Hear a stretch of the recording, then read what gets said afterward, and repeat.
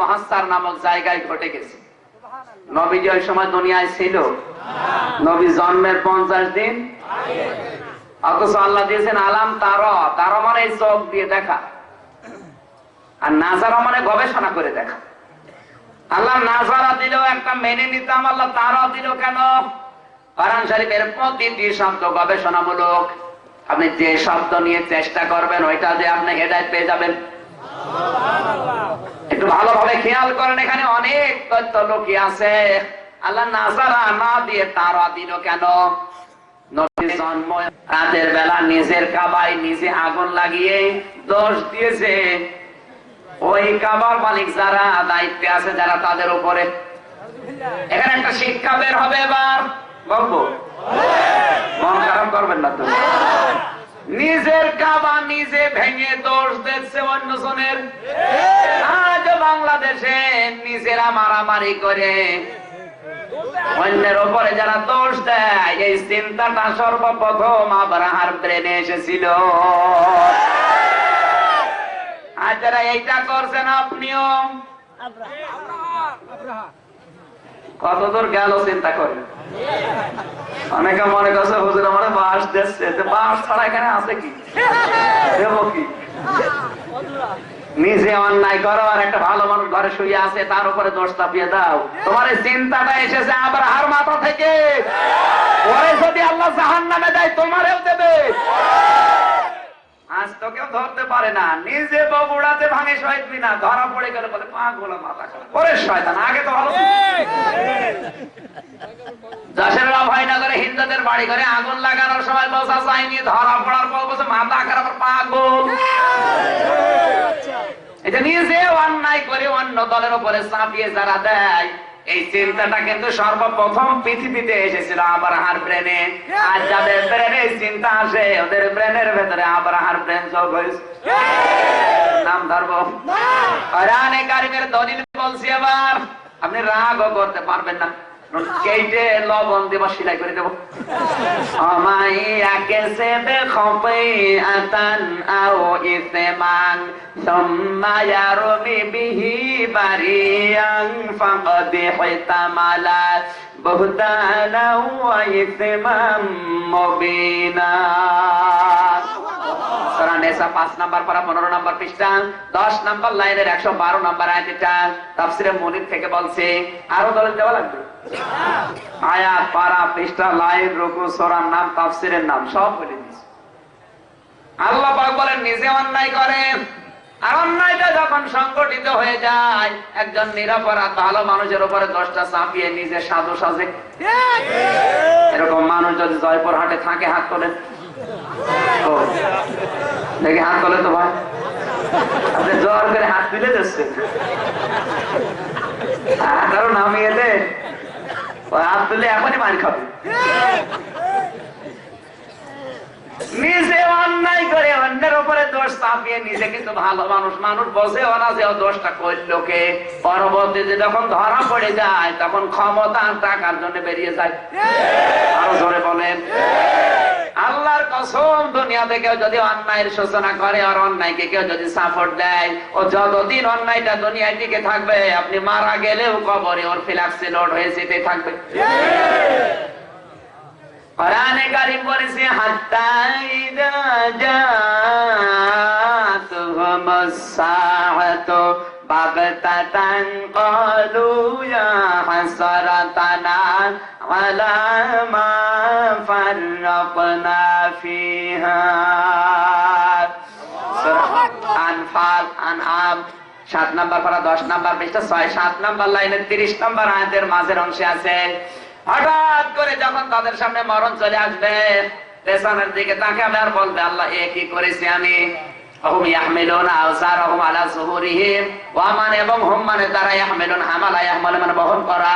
মজারের আলোচনা বর্তমান ভবিষ্যৎ প্রেজেন্ট ফিউচার, জারের বহু বচন আওযার। আল্লাহ জার দিলে একটা অর্থ হতো, আওযার দিয়ে ঝামেলা হয়েছে। আলা মানে উপরে, জুহুর মানে পিঠ, হিম মানে তাদের, তাদের পিঠের উপরে আল্লাহ তাদের গনার বোঝাগুলো একটার পর একটা চাপাতে থাকবে। আল্লাহ যদি জার দিত আমরা বেঁচে যেতাম, যতটুকু অপরাধ করেছি অতটুকু শেষ হয়ে যেত। কিন্তু আল্লাহ আওযার বহু বচন দিলেন।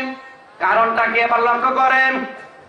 আমি যদি 50 বছর দুনিয়াতে বাঁচি, 50 বছরে যদি 50 মন গণা করি, কিয়ামতে আমার পিঠের উপরে যদি 50 মন গণার বোঝা আল্লাহ চাপিয়ে দেয়, এটা বিচার হয়ে যাবে নাকি? হ্যাঁ, হবে না?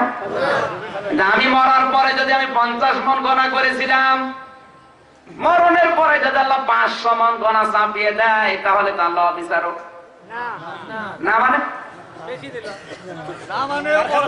কেন বেশি দিয়েছে আমার আল্লাহ? আলাইসাল্লাহু বিআহকামিল হাকিমিন। আমার আল্লাহ পাক বলেন আমি সবচাইতে বড় বিচারক, ন্যায় বিচারক। তাহলে 500 মন দেবে কেন? মুফাসসিরিন ইকরাম যতগুলো কারণ দিয়েছে, প্রায় 27টা।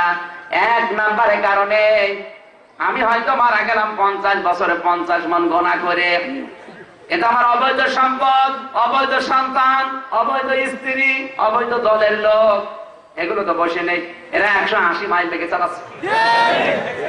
এমন একটা ছাত্র সংগঠন বানিয়েছি, আমি মারা গেছি কিন্তু ওরা বসে নেই। আরো আসতে বলেন। আমার এমন স্ত্রী বানিয়েছে যে স্ত্রী না কট কয়টি, কত বসে নেই, ওর রূপ সৌন্দর্য প্রদর্শন করে এলাকার মানুষকে দেখায়। যত গোনা ওর দ্বারা হবে, আমার সম্পদ, আমার টাকা পয়সা গুলো ভোগ করে করে আর অবৈধ পথে ব্যয় করছে। আমি তো মারা গিয়ে খবরে শান্তিতে নেই, 50 মন গোনা নিয়ে বসে আছি না। ও যত গুণ আমার ছেলে মেয়ে দলের লোক করবে, সব ফিলাক্সে লোড হয়ে বিকাশ হয়ে আসবে।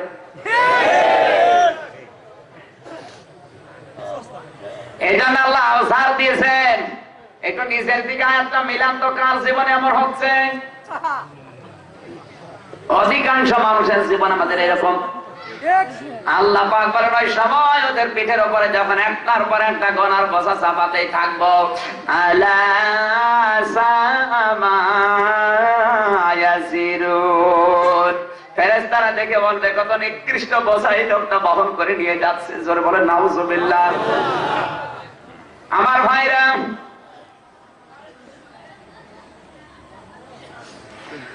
আবার চিন্তা করেছে এই কাবা যদি আমি ভাঙতে না পারি, আমার এই কাবার প্রতিশোধ নেওয়া হবে না। তাড়াতাড়ি করে দুনিয়ার মানুষকে কল করেছে, আমার এই কাবা শুধু পায়খানা না আগুন লাগিয়েছে, ওই কাবার দ্বারা দায়িত্ব আছে তারা। এখন ওই কাবা আমি ভাঙতে না পারি, তাহলে আমার প্রতিশোধ নেওয়া হবে না। আল্লাহর ঘর কাবা ভাঙ্গার একটা সোদানাটা খুঁজে পেয়েছে। উপলক্ষ করে 60,000 সৈন্য নিয়েছে, 70টা উট ছিল, 20,000 ঘোড়া ছিল। এগুলো নিয়ে একটা একটা করে বের হচ্ছে। ওয়াদে মুহাসসার নামক জায়গায় এসে মাহমুদ নামে যে হাতিটা সর্বপ্রথম ও দাঁড়িয়ে গেছে। একটু গান লাগানো গেলে শিক্ষা আছে। মাহমুদ নাম হাতিটা যত পিটায় ও যেতে চায় না। আবার চিন্তা করেছে হাতি এখন মারবো না, পিটাবো না, আগে কাবার দায়িত্বে যে লোকটা আগে আছে ওকে আগে ভঙ্গ করি। আল্লাহর নবীর আপন দাদা আব্দুল মুত্তালিব ছিল কাবার দায়িত্বে। তার গরু ছাগল ভেড়া যেগুলো ছিল সবগুলো সিজ করে নিয়ে এসেছে, খবর দিয়েছে। যখন এসেছে বলে দেখো, তোমাকে আমি হত্যা করতে পারতাম না করে তোমাকে মানসিক ভাবে অর্থনৈতিক ভাবে দুর্বল করার জন্য তোমার উট ভেড়া গুলো আমি শেষ করেছি। আজও পৃথিবীতে আবরাহার মতো অত্যাচারী যারা আপনার সন্তানটা করে জেলে দেয়, আপনার মামলা দেয়, এমনি না, অত্যাচার নির্যাতন জুলুম বাড়িয়ে দেয় এই কারণে চিন্তা করে দেখি আমার দলে ভেড়ে কিনা। কেন একজন মুশরিক, এই লোকটা একজন মুশরিক, আব্দুল মুত্তালিব একজন মুশরিক। দলে ভেড়া তো দূরের কথা, বজ্র কণ্ঠে বলে আমার গরু ছাগল ভেড়াগুলো ফিরিয়ে দেন। কাবা ভাঙতে এসেছেন, ভাঙেন, আমি কিচ্ছু বলবো না, কারণ কাবার দায়িত্ব তার মালিকের হাতে আমি দিয়েছি। এখানে আর একটা শিক্ষা আছে, তাফসীরে তাবারি থেকে বলছে আব্দুল মুত্তালিব যখন আবরাহার কাছে যায়, ওই সময় কিন্তু কাবা শরীফের মুলতাজা নামক যে জায়গাটা, ওখানে কাবার চাবিটা রেখেছিল। ওই সময় কাবার ভেতরে 360টা মূর্তি ছিল। একজন মুশরিক মূর্তি পূজা করে, তারপরও কোন মূর্তির কাছে চাবিটা দেয়নি, দিয়েছে কাবার মালিক কাবার দরজার সাথে। একজন মুশরিক, সেও বিশ্বাস করে যে এদের পূজা করে, কিন্তু এদের কোনো ক্ষমতা নেই। কথা বলছেন আমার? একজন মুশরিকের এই বিশ্বাসের জন্য মূর্তিদের হাতে না দিয়ে চাবিটা দিচ্ছে আমার আল্লাহর হাতে। আজ আর বাংলাদেশে অনেক মুসলমান আল্লাহর উপরে বিশ্বাস নেই, বিশ্বাস মূর্তির উপরে যেন সুপ্রিম কোর্টে টাঙিয়েছে। আপনাকে রাগ করছে, মন খারাপ মনে হচ্ছে? এখন মুশরিক থেকেও শিক্ষা নিতে পারেন না, পূজা করে তারপরও একটার হাতে চাবি দেয়। 360টা মূর্তি ওই সময় কাবা ঘরে বেঁধেছে, তাদের হাতে দিতে পারতো না? না দিয়ে আল্লাহর হাতে দিল কেন? কারণ ও জানে যে এদের কোনো ক্ষমতা নেই। আমরা আল্লাহর উপরে বিশ্বাস করার পরেও যদি ওই জায়গায় কোরআন শরীফটা টাঙিয়ে দিতে পারতাম,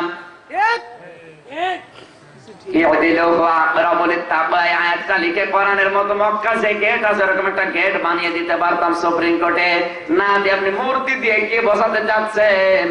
আপনি যে আবু তালিব আব্দুল মুত্তালিবের চাইতেও নিকৃষ্ট। আপনি যাই মনে করেন আমার ইমানের দাবি বলাই লাগবে। ওই জায়গায় কোরআন শরীফ দেন, দেশের মুসলমান মেনে নেবে। মূর্তি দিয়েছেন কোন কারণে বলেন? জবাব দিতে পারবেন? তাম দুনিয়ায় যখন এটা ইন্টারনেটে ছড়িয়ে যায়, ফেসবুকে দেওয়া হয়, 228টা রাষ্ট্র দুনিয়ায় আছে, ওরা ওইটা দেখে আর মনে করে বাংলাদেশ খ্রিস্টান রাষ্ট্র। আপনি দল করেন, ভাই আমি নিষেধ করছি, আপনি অন্ধভাবে করবেন। আপনার ইমানের উপর আঘাত লাগছে না? আল্লাহর কসম করে বলছে এটা আওয়ামী লীগ, বিএনপি, জাতীয় পার্টি, জাসদ বাসদের কাজ না। এই কাজ হচ্ছে কিছু রাম বাবা নাস্তিকের।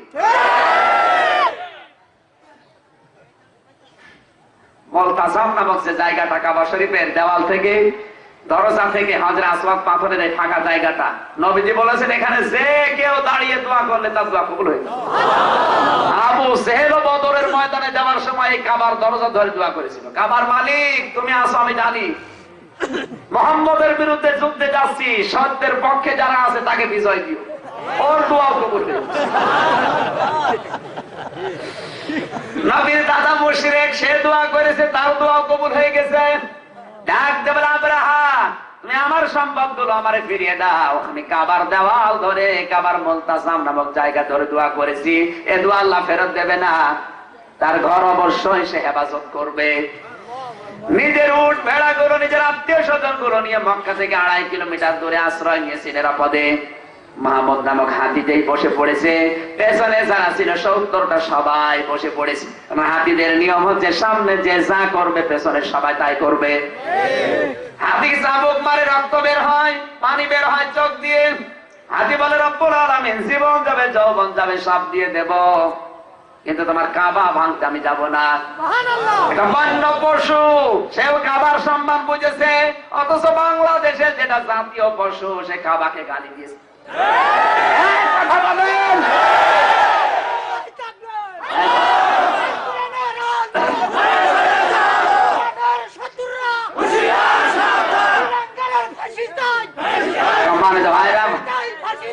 ভাগ্য ভালো ছিল, জেলখানায় ছিল, যদি বাইরে থাকতো জনগণ পশম পেত না।